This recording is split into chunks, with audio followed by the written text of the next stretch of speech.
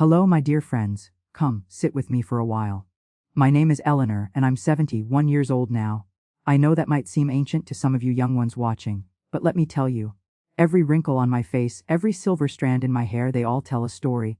And today, I want to share with you the story that changed everything. The story that, even after 46 years, still makes my hands tremble when I speak of it. You see, when I look back at my life, there's a clear line drawn right down the middle. There's the woman I was before my 25th birthday, and the woman I became after. That night, oh, that terrible, beautiful, devastating night, it shattered me into 1,000 pieces. But somehow, by the grace of God and the love of a good man, I put myself back together. Not the same way, mind you. Never the same. But stronger. Different. Alive. I'm going to tell you something that no one wants to believe can happen in their own family. Something so dark that for years I couldn't speak of it without feeling like I was drowning. But I'm here now, and I'm ready. Because if my story can help even one person recognize danger, find their voice, or simply know they're not alone, then every moment of pain will have been worth it. So pour yourself a cup of tea, settle in, and listen. This is my story, and it starts long before that night in 1979. I grew up in a small town in Ohio, the kind of place where everyone knew everyone, and your grandmother's reputation meant more than gold. My family was what people called good stock. Church-going folks, hardworking, respectable. My father owned a hardware store on Main Street, and my mother was known for her apple pies and her volunteer work at the Methodist Church. And then there was Grandfather Thomas. Oh, how I loved him when I was a little girl. He was tall and distinguished, with silver hair even in his 50s, and a voice that commanded respect wherever he went. He'd been a veteran, you see, served in World War II, and people practically bowed when he walked by. In our town, he was a pillar of the community, a deacon at the church, a member of the town council, a man who gave generously to charity and never missed a Sunday service. To me, he was magic. He'd sit me on his knee when I was small and tell me stories about faraway places. He'd slip me peppermints during long church sermons and wink at me like we shared a wonderful secret. My mother adored him. He was her father, after all. My father respected him deeply. Everyone did. But looking back now, with the cruel clarity that only hindsight brings, I can see things I couldn't see then. The way my Aunt Caroline would stiffen when he entered a room. The fact that she moved to California the moment she turned 18 and rarely came back. The way my mother would sometimes get a faraway, troubled look in her eyes when someone praised him, before she'd shake it off and smile. We don't see what we don't want to see, do we? And back then, I wanted to see only goodness in the man I called grandfather. I met my husband, James, when I was 21. He was everything my sheltered heart had dreamed of. Kind, funny, with these warm brown eyes that made me feel safe the moment I met him. He worked as a mechanic at the garage on Route 42, and he had this way of fixing broken things that seemed almost magical. Cars, toasters, squeaky doors, and later, as I would learn, broken hearts too. We fell in love the way young people do, quickly and completely. 6 months after we met, he proposed to me under the oak tree in Patterson Park, with a simple ring he'd saved for months to buy. I said yes before he even finished asking. We married in the spring of 1975, with the whole town watching and blessing our union. Grandfather Thomas gave a speech at the reception that had everyone in tears, talking about love and commitment and the sacred bond of marriage. James's hand tightened around mine under the table when Grandfather spoke, and when I glanced at him, I saw something in his expression I couldn't quite read. Later, he told me it was nothing, just emotion from the day. But my James, he always saw things others missed. He was watching. Always watching. The first 3 years of our marriage were the happiest of my life. We had a small apartment above the bakery on Elm Street, and every morning I'd wake up to the smell of fresh bread and the sound of James humming in the shower. We were trying for a baby, making plans, building a life. But there were moments, small, strange moments that didn't quite fit. Like the time Grandfather came by unannounced when James was at work. He let himself in with the key my mother had given him for emergencies, she said, and I found him standing in our bedroom doorway, just watching me fold laundry. When I asked if everything was okay, he smiled and said he was just checking on his favorite granddaughter. But something about the way he looked at me made my skin feel cold. Or the time at the church picnic when he pulled me aside, his hand tight on my wrist, and told me I was wearing too much makeup. "You're a married woman now, Eleanor," he said quietly, his face close to mine. "You don't need to paint yourself up like those women from the city." James saw it from across the lawn and came over immediately, gently taking my hand and leading me away. That night he asked me if Grandfather had ever made me uncomfortable before. I laughed it off. Uncomfortable. He was my grandfather. James didn't laugh. He just held me and said, "If he ever does anything at all, you tell me. Promise me, Ellie." I promised, but I didn't understand. Not yet. As my 25th birthday approached, everyone insisted on making a big celebration of it. Quarter of a century, my mother exclaimed. We have to do something special. She and my aunt organized a party at the community hall, inviting what seemed like half the town. James wasn't thrilled. He knew I preferred intimate gatherings. But I went along with it because it made my mother so happy. Grandfather insisted on being part of the planning. He wanted to make a toast, to present me with a special gift. She's my first grandchild, he told everyone proudly. This milestone deserves to be honored properly. The week before the party, I started having these strange, unsettling dreams. In them, I was running through dark hallways, looking for a door that would open. But they were all locked. I'd wake up gasping, and James would hold me until my breathing slowed. It's just stress about the party, he'd say. But I could hear the worry in his voice. 2 days before my birthday, something happened that should have been a warning. I was at my parents' house helping my mother prepare food for the party when I went upstairs to use the bathroom. As I came out, I saw Grandfather standing in the hallway outside what used to be my childhood bedroom.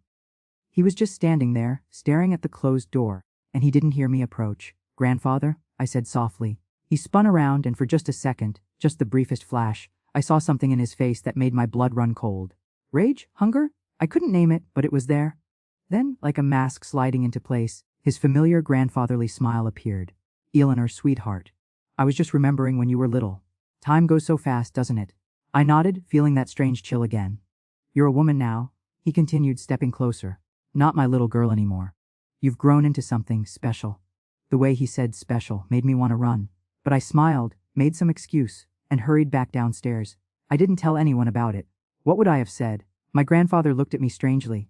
He's always been affectionate. But that night, I couldn't shake the feeling. James noticed I was quiet during dinner. When we were lying in bed, he turned to me in the darkness and said, Ellie, if you don't want to have this party, we don't have to. We can go away for the weekend, just the two of us, celebrate quietly. Part of me wanted to say yes.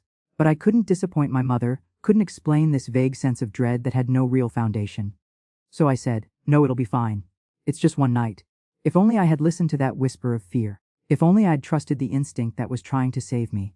Off the night everything changed. The evening of my 25th birthday started like a dream. The community hall was decorated with streamers and balloons, long tables covered with food that my mother and aunts had spent days preparing. There was a band playing old-fashioned dance music, and the warm June air drifted through the open windows carrying the scent of honeysuckle. I wore a dress I'd made myself, pale yellow cotton with small white flowers cinched at the waist. James told me I looked beautiful, and when he said it, I believed him. He looked handsome too, in his one good suit, his dark hair slicked back, his eyes never leaving me for long. People started arriving around 7. Neighbors, old school friends, people from church, my father's customers. They all came bearing cards and small gifts. I hugged what felt like 100 people that night, accepted their wishes for my happiness. Cut the elaborate cake my mother had ordered from the bakery in the next town. It should have been perfect. Grandfather arrived fashionably late as he always did, commanding attention the moment he walked through the door in his best suit, a large wrapped box under his arm. People parted for him, greeted him with respect and affection. He made his way to me, kissed my cheek, and presented the gift with a flourish. For my special girl, he announced loudly enough for everyone to hear. Open it now. Inside was a beautiful necklace, a gold chain with a small locket. Everyone oohed and awed. He insisted on putting it on me himself, and as his fingers brushed the back of my neck, I felt that cold sensation again. But I smiled, thanked him, and let him embrace me while my mother took photographs. Around 9 o'clock the party was in full swing. People were dancing, laughing, having a wonderful time. I was talking with my old friend Margaret near the refreshment table when Grandfather appeared at my elbow with 2 glasses of punch. You must be parched, sweetheart, he said, handing me one. I made this specially for the birthday girl. It has extra fruit juice, just the way you like it. I took it gratefully. My throat was dry from talking and laughing all evening. James was across the room talking to his brother, and I remember seeing him glance my way, starting to move toward me. But someone stopped him to shake his hand, congratulating him again on his recent promotion at the garage. I took a sip of the punch. It tasted slightly different from the rest, sweeter, with an odd bitter aftertaste that I assumed was from the fruit. Grandfather watched me drink, that strange intensity in his eyes again. Drink up? He said softly. You only turned 25 once, so I did. I drank it all because you trust your grandfather, because he's family. Because the thought that he might hurt you is simply inconceivable. Within 15 minutes, I knew something was terribly wrong. The room started to tilt and blur at the edges. The music sounded distorted like it was coming from underwater. My legs felt weak, and when I tried to set down my empty glass, I missed the table entirely. It shattered on the floor, and the sound seemed impossibly loud. Ellie, Margaret grabbed my arm. Are you okay? You look pale. I tried to answer, but my tongue felt thick and clumsy in my mouth. The lights were too bright, then too dim. Faces swam in and out of focus. I felt hands on me, grandfather's hands, guiding me away from the crowd. She just needs some air, I heard him say from very far away. Too much excitement, I'll take her to the back room to rest. No, I tried to say. No, something's wrong. But the words wouldn't come. My body wasn't mine anymore. I couldn't make it obey. He was walking me down a hallway, away from the noise and lights and people, away from safety. The back room was where they stored folding chairs and old decorations, dark, isolated, at the far end of the building, and I couldn't fight him, couldn't scream, couldn't do anything but let him guide my useless body wherever he wanted. Terror cut through the fog in my mind. This was it. This was what my instincts had been trying to warn me about. And I was helpless. The door to the back room opened. He pushed me inside. I fell against a stack of chairs, unable to catch myself. The room spun wildly. Grandfather closed the door behind us, and I heard the lock click into place. Then James was there. I don't know how, divine intervention, instinct, the universe itself trying to right what was wrong. But my husband had seen us leave. Had noticed something off in the way grandfather was holding me. Had followed. Get away from her. James's voice was deadly quiet, but I heard it through the chaos in my head like a bell ringing. Grandfather turned. In the dim light filtering under the door I could barely make out their shapes, but I saw grandfather's posture change, becoming defensive. Aggressive. This doesn't concern you, boy. This is family business. She's my wife. Get the hell away from her. You don't understand. She's mine. She's always been mine. Since she was small. James didn't let him finish. I heard the impact of their bodies colliding, the grunt of pain, the sound of something falling. They were fighting. Really fighting. I tried to move to help, but my body still wouldn't respond properly. I could only lie there, tears streaming down my face, praying that James would win. Then I heard my mother's voice, shrill with panic. What's happening? Where's Eleanor? The commotion had been noticed. People were coming, and that's when everything exploded into violence. I heard a crack, sharp and loud, and James cried out. Later I would learn that grandfather had brought a gun, hidden in his jacket. Later, I would understand that this had been planned, that I wasn't the first, that there had been others in our family who had been silenced or driven away. But in that moment, all I knew was that James was hurt and I still couldn't move. The door burst open. Light flooded in, people screamed. Someone was calling for an ambulance. My father was shouting, his voice breaking with horror and disbelief. My mother was sobbing, saying no, no, no over and over again. And I lay there, the room spinning, darkness creeping in at the edges of my vision, hearing the chaos but unable to be part of it. The last thing I remember before I lost consciousness was James's hand finding mine, squeezing weakly. I've got you, he whispered. I've got you, Ellie. I woke up in the hospital 2 days later. For a moment, I didn't remember. Didn't understand why I was in a sterile white room with tubes in my arms and machines beeping around me. Then it all came rushing back and I screamed. My mother was there, looking like she'd aged 10 years. She held me while I sobbed, while I asked the question I was terrified to hear answered. Where's James? He's alive, she said, and I could breathe again. He's alive, baby. He's in surgery, but he's alive. The bullet had hit James in the shoulder, tearing through muscle and shattering bone. He'd lost a lot of blood before the paramedics arrived. But my James, he was strong. He was fighting. Grandfather was in custody. My father had physically restrained him until the police arrived, had refused to let him go despite grandfather's threats and demands. For the first time in his life, my father had chosen truth over respectability, love over reputation. Over the next few days, as I recovered from the drugs grandfather had given me, Rohypnol, the doctor said quietly, a sedative that makes you helpless, that wipes your memory. The police investigation revealed horrors I could never have imagined. They found a journal in grandfather's house. Pages and pages of sick fantasies, detailed plans. He'd been watching me for years, waiting until I was married, until I was mature enough, in his twisted mind. And I wasn't the first. My Aunt Caroline came back from California for the first time in 20 years. She sat by my hospital bed and told me, with tears streaming down her face, that he had abused her when she was 16. That when she tried to tell her mother, my grandmother, who had died when I was 10, she was told never to speak of it again. That she'd been sent away to protect the family's reputation. There had been another girl too, a second cousin who had stopped coming to family gatherings. She'd tried to tell people, but no one believed her. Grandfather was too respected, too important. She must have misunderstood, they said. She must have been confused. But she hadn't been. None of them had been. I learned that James had suspected something for months. He'd seen the way grandfather looked at me, had noticed my discomfort even when I dismissed it. He'd positioned himself at the party specifically to watch grandfather. When he saw him hand me that drink and hover while I drank it, something clicked. And when we left the main room, he followed. He'd saved my life, and nearly lost his own doing it. The trial happened 3 months later in the fall of 1979. By then, James was out of the hospital but still in physical therapy. His shoulder would never fully heal.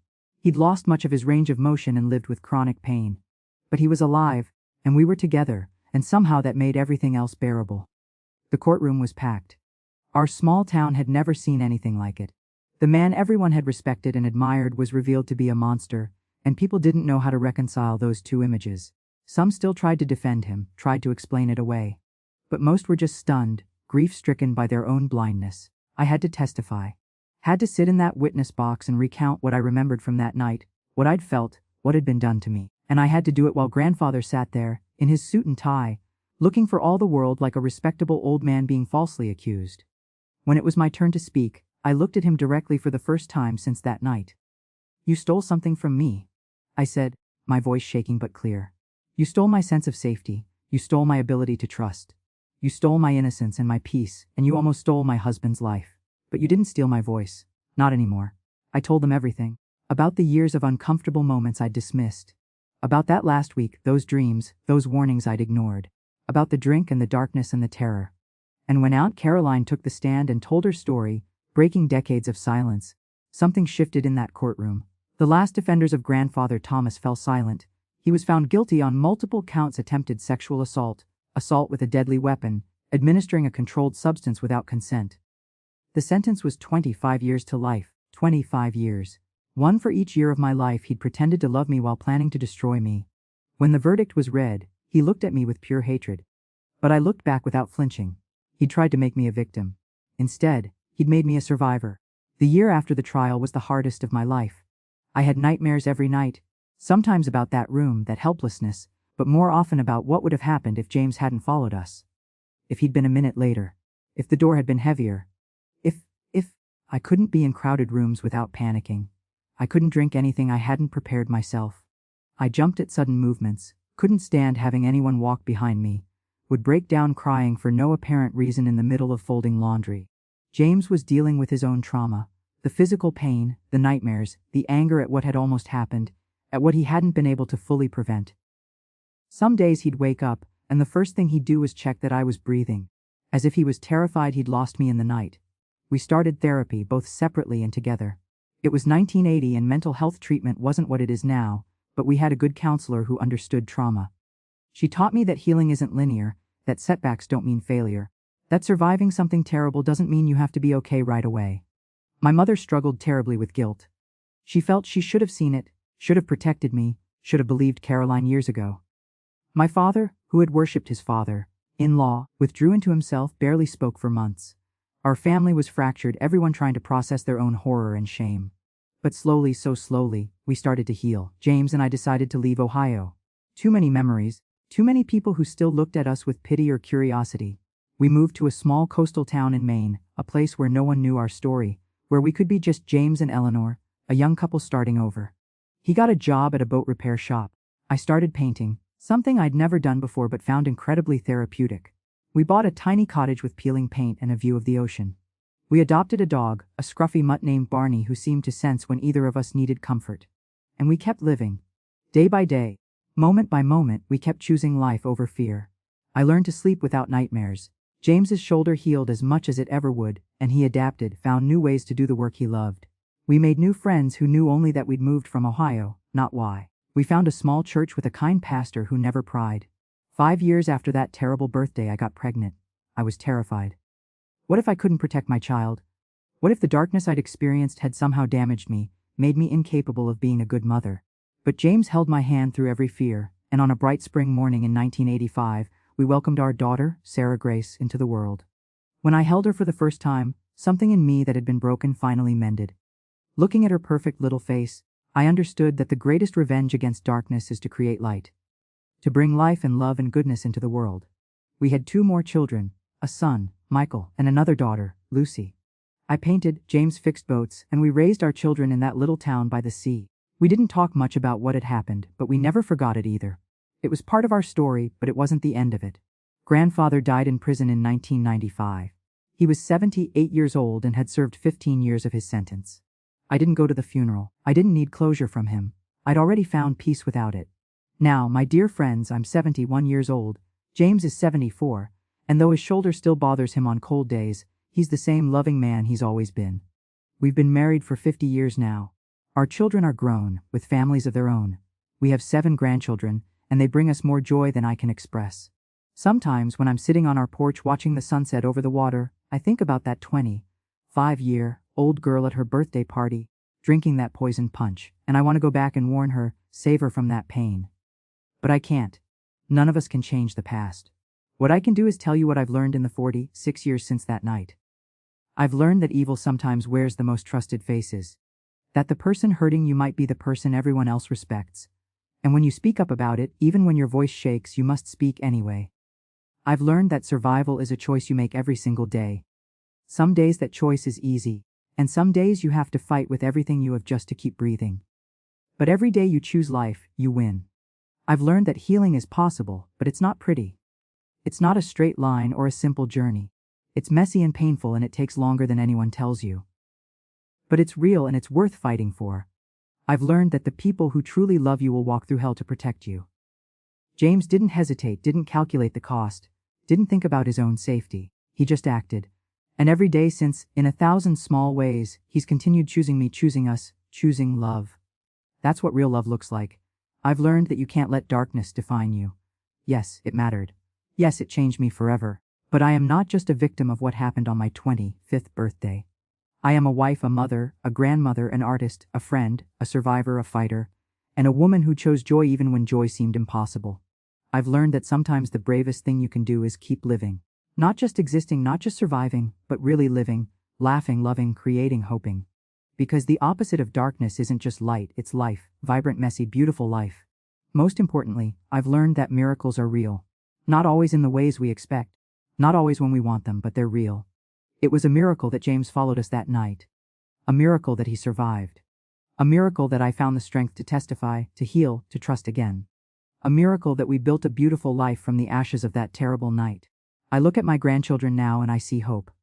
I see innocence protected, love freely given, joy uncompromised.